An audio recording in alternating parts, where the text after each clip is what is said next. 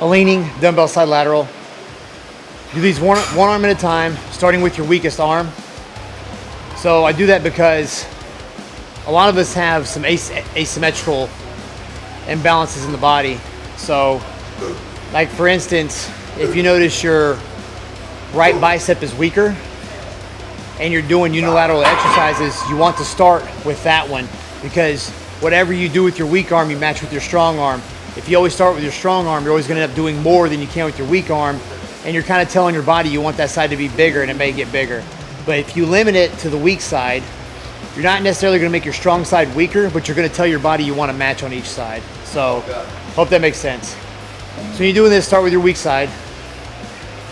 Grab something that's bolted into the ground. Don't grab a bench that's not and fucking get injured. I'm sure somebody's done it. Grab it here. I put my feet in. I'm leaning out, extend my arm. Now, the thing here, a lot of people do, is they'll move their hips this way, and they're not. And if you're moving your hips this way to where you're up and down, you might as well be standing up. So make sure you're leaning. Trust whatever you're grabbing.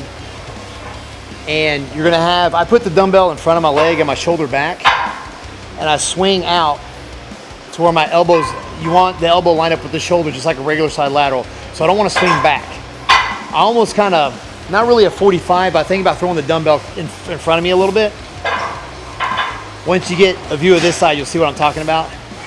But the reason I do these is because you can get a little higher because your body's at an angle and you're coming up still to parallel to the ground. So even though your body's at an angle, don't limit it to just going here. You can go a little bit higher and get a little bit more of a feel out of it. Plus, for guys I train, when they're doing the heavier weight weeks, the weeks where lower reps and heavier weight, I personally can do more weight on this exercise and still keep good form than I can a regular standing side lateral. So if I'm doing sets of 8 to 10, I want to go heavy, I'll do the leaning ones and I'll come out and do those. I can usually do a little bit more weight than if I'm standing, because if I'm standing, I like to throw a little body English into it. This keeps it a little bit more strict. And for me, I can do a little bit more weight. Same deal, feet in, arm straight, lean, shoulder back, chest out.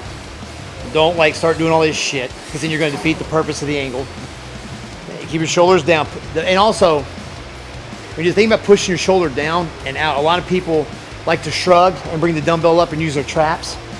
So I keep my chest out, shoulders back. I think about pushing my shoulder down and then out like that. Make sure the elbow's lined up. Don't bring your arm back and line the dumbbell up with your shoulder. Your elbow should be lined up with the shoulder with a slight bend in the arm. So turning the dumbbell like this helps me keep the elbow. It helps me think about leading with the elbow. Just keep it right here like this. You don't want this. Do not do that. Keep it in front of your body and swing out to the side with pointed towards the ceiling like that. Shoulder down, out. And you can keep a smooth motion too, keeping it, see I'm keeping it control on the way down. I'm not just like swinging like this. Just keep it strict, just like that.